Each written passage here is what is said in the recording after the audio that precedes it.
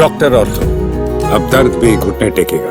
उत्तर प्रदेश के संभल जिले में शाही जामा मस्जिद बनाम हरिहर मंदिर मामले से जुड़े सर्वे के दौरान हुई हिंसा को लेकर अदालत का बड़ा आदेश सामने आया है।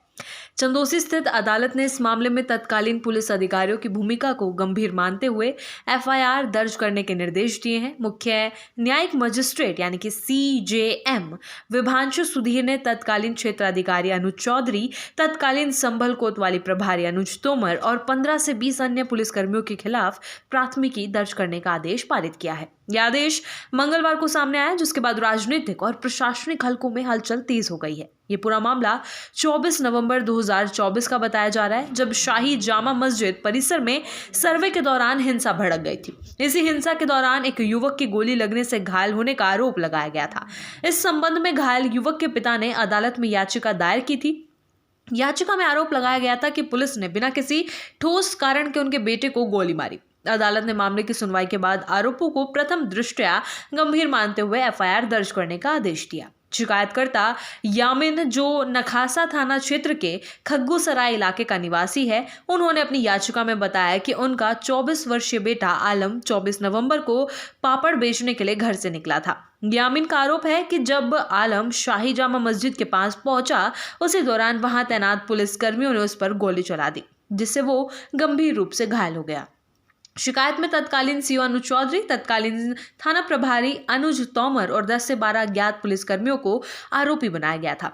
अदालत ने मामले की सुनवाई के दौरान उपलब्ध तथ्यों और शिकायतकर्ता के आरोपों पर विचार करने के बाद सभी नामजद और अज्ञात पुलिसकर्मियों के खिलाफ प्राथमिकी दर्ज करने का निर्देश दिया।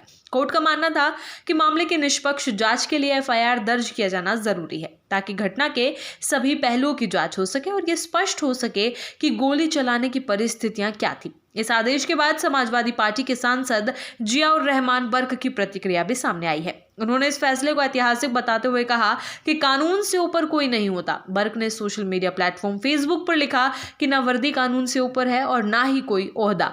उन्होंने कहा कि संभल हिंसा के दौरान एक युवक को गोली मारने के मामले में तत्कालीन सीओ समेत पुलिसकर्मियों पर एफआईआर दर्ज करने का आदेश ये संदेश देता है कि चाहे अफसर हो या आम नागरिक, कानून तोड़ने वाला बच नहीं सकता। जियाउर रहमान बर्क ने अपनी पोस्ट में यह भी कहा कि संभल हिंसा में जिन अधिकारियों ने कानून की सीमा लांघी और अपने अधिकारों का दुरुपयोग किया, उन्हें न्यायपालिका के जरिए इंसाफ जरूर मिलेगा।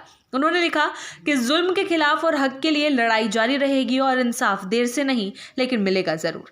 उनके इस बयान के बाद राजनीतिक स्तर पर भी इस मुद्दे को लेकर बहस तेज हो गई। दूसरी ओर कोर्ट के आदेश के बाद संभल के वरिष्ठ पुलिस अधीक्षक कृष्ण कुमार बिश्नोई खुलकर तत्कालीन सीओ अनुज चौधरी के समर्थन में सामने आए हैं।